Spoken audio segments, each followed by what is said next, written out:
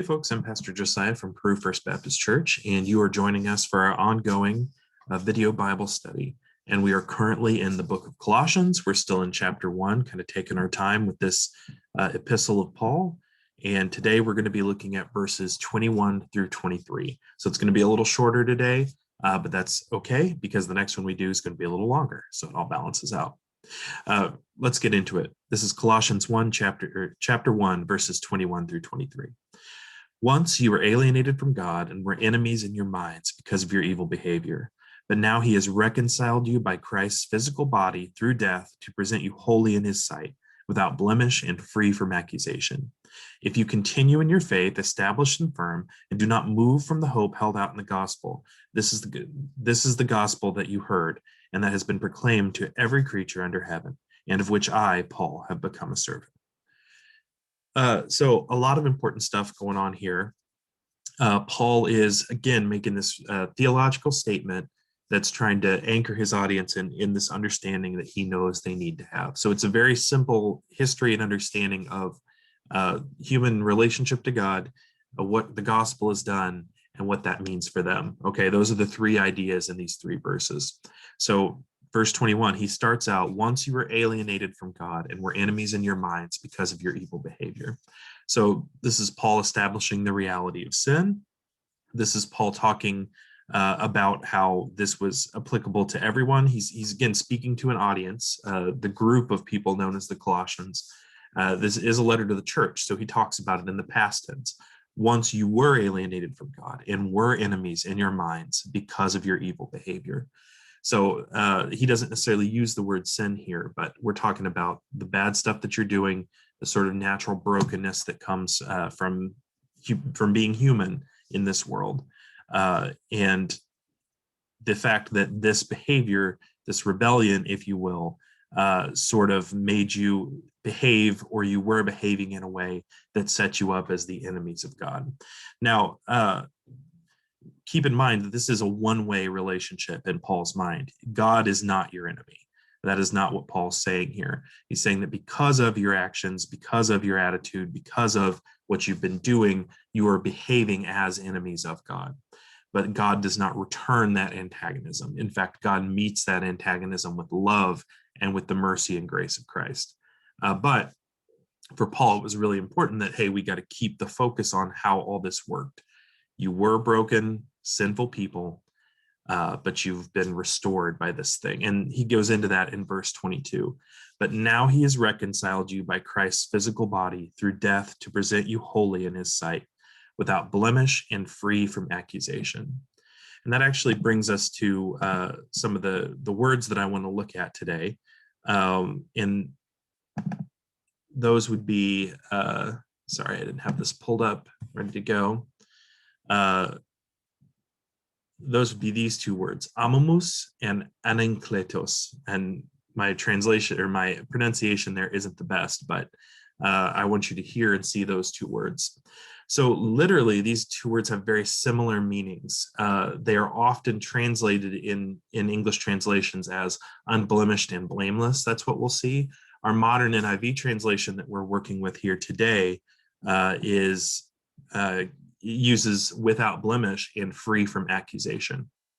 So these two words, Paul's using them as a pair for two reasons. First of all, this is for emphasis. So it's sort of restating the point to imply how absolute and complete it is, but also because aninkletos has an element of outside perception that's built into its usage. So the idea here is by using these two words together, there's more, with amamus, there's a more internal sense.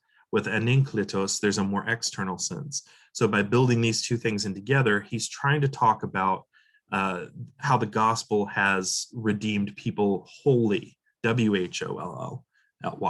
All right, so there's an entirety of redemption. So by using these two words together, he's trying to emphasize that this is a whole picture sort of thing, a big picture sort of thing, if you will. And that because of the gospel, because of Christ's physical death and the redemption that you've got as a result of that, you are entirely redeemed. You are entirely covered. And that's an important notion here. to be without blemish and free from accusation. For Paul, this is a stark contrast between what the status of a human being would have been before Christ. Before Christ, you would have been quite blemished. And from God's just perspective, there would have been ample room for accusation against you. Think back to that covenant lawsuit language that we saw in Micah, the idea of God sort of bringing a court case because Israel had not held up its end of the bargain. Paul is trying to leverage that kind of mentality here and saying, listen, before Jesus, God could have brought that same case against all of humanity. But after Jesus, after his death and the gospel coming to fruition, that's not the case anymore. This has made us presentable to his sight. It presents us without blemish and presents us free from accusation as a result of that. And he goes on in verse 23 to say, if you continue in your faith, established and firm, and do not move from the hope held out in the gospel. This is the gospel that you heard and that has been proclaimed to every creature under heaven, and of which I, Paul, have become a servant.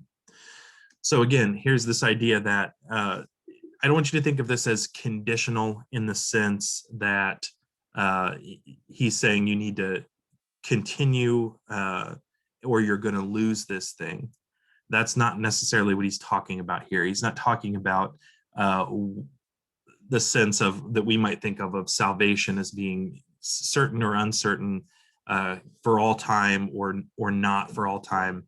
He's not talking about backsliding in that way necessarily. What Paul's trying to capture here is that if you want to continue to live in a manner that is honoring of God, you need to stay firm in your faith.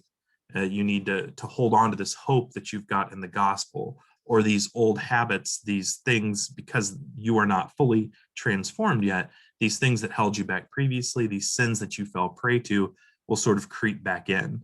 And this transformation that you're experiencing in your life because of what Christ has done for you, that's the sort of thing that you can kind of hand back inadvertently, or that you can kind of regress on. So again, my perspective is that once you're saved, you're always saved. We don't really think about it in terms of you're going to lose your salvation. But I think what he would be more concerned about here is you're going to lose the shaping that has occurred by Christ's presence in your life, and you're going to go back to this place that you were when he found you. Doesn't mean you're not going to be redeemed. These sins that we struggle with are still covered because none of us are righteous and perfectly perfect, right? But for Paul, it's about striving and continuing to do the work of what it means to be a Christian, not because it saves us, but because it continues to form us and shape us in the image of Christ. So that's what he's trying to get at here, is you want to continue to be without blemish and free from accusation, because it's going to free you up to do all the other things that Paul is going to ultimately charge people to do, to share the gospel, to care for people in their community, to do all these things that make us Christian and that you couldn't do if you were mired in the things that you used to be mired in. So Paul wants to see people free and liberated from these forces over their life, because that's what Christ has enabled by his death and by their redemption. So again, for Paul, it's really important that we understand that, yes, you have been saved, but there's always more to do. And not in the sense of you need to be worried about where you're going to go, but in the sense of right now, it means something to be Christian here on the earth in the situation that you're in. And you need to be able to fully engage in that and in what God has for you. So that's Colossians verses 21 through 23. Like I said, pretty short this week, but I will have a discussion question below when I post this in the church group. And also, just as an FYI for you, I will be out next week, so we will not have a video study next week, but we'll be back in 2 weeks on Friday to continue our study of Colossians. So thanks so much for listening. I hope this was useful for you today, and let me know if you have any other questions. I'll see you soon.